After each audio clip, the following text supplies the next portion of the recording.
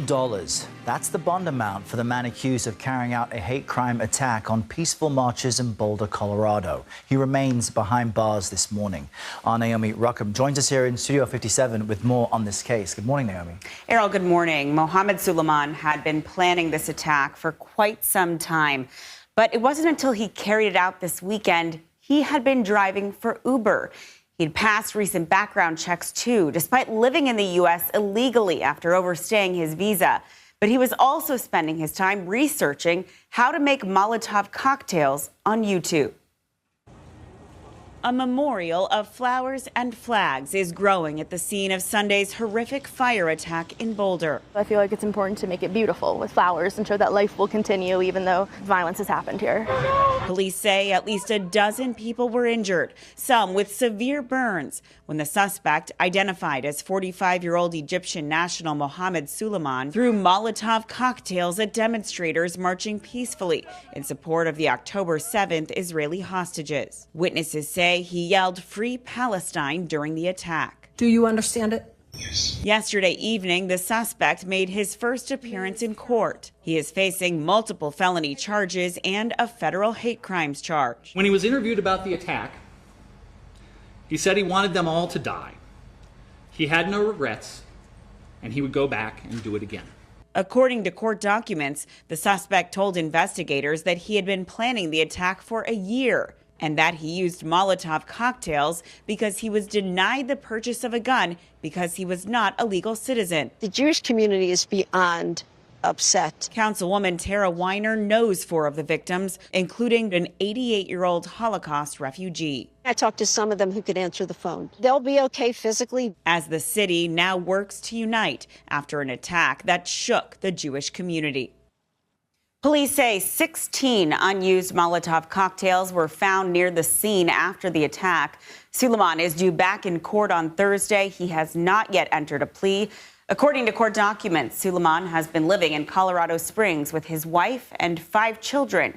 And though he'd been planning the attack for a year, he was waiting until after his daughter graduated to carry it out. Mohammed Suleiman now faces life in prison. Errol? Oh, stunning developments there, Naomi. Thank you. CBS News Justice Department reporter Jake Rosen can explain some of the charges in this case. Good morning, Jake. So there's a lot of new information we just learned there, but the suspect's immigration status, how might that impact the charges?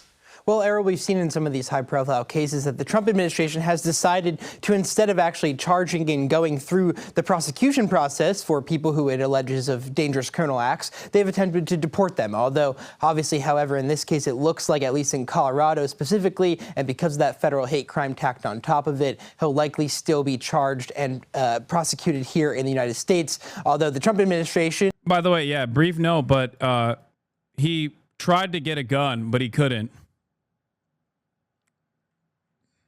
Something to take note of, considering that if he was able to get a gun, there would have been most likely a far larger number of victims and some who actually died as well. Okay?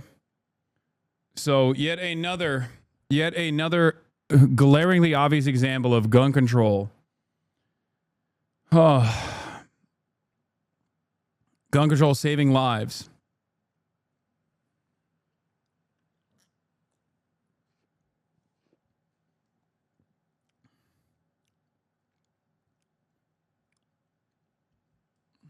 And people in the White House like Stephen Miller, Caroline Leavitt, and President Trump have all made clear that they take issue with the fact that this man had allegedly overstayed his visa, and that at least that's not an uncommon process, right? There are about 1% to 2% of people who are on the type of visa that this man was on do overstay, but obviously it proves their point that there were dangerous criminals all across the country who are not technically supposed to be here. There was allegedly some real premeditation ahead of this, many unused Molotov cocktails allegedly, and you have the suspect's apparent lack of remorse. How might... Drone over the Madeleine right now. There's a drone over the Gaza flotilla. The flotilla headed over to Gaza. Jesus Christ. A judge interpret all that?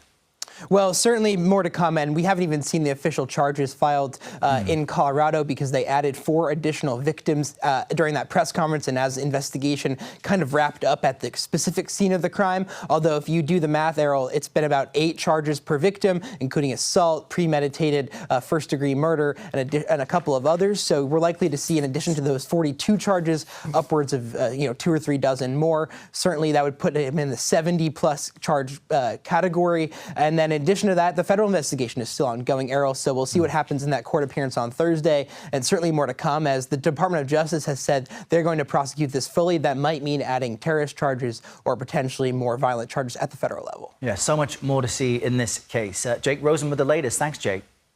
Breaking news to tell you about. The wife and children of the Boulder, Colorado suspect, Mohammed Solomon, have been taken into ICE custody. The story breaking this hour. Alex Stone has it for us. Alex, what more do we know? Yeah, since we were talking a moment ago, Kira, we just got confirmation. Our Luke Barr confirming through sources of the wife and children of the suspect of Mohammed Solomon have been taken into custody now by ICE and HSI, Homeland Security Investigations in Colorado. The family is being, we understand, processed right now for expedited removal out of the U.S. Remember, Solomon, we know, was in the country illegally, overstayed a work visa. It would seem his family probably was in the country illegally as well, that they are now in custody and getting ready for removal from the U.S. All right, things are happening fast. Alex, appreciate you. Thank you so much. We'll stay on it. You got it.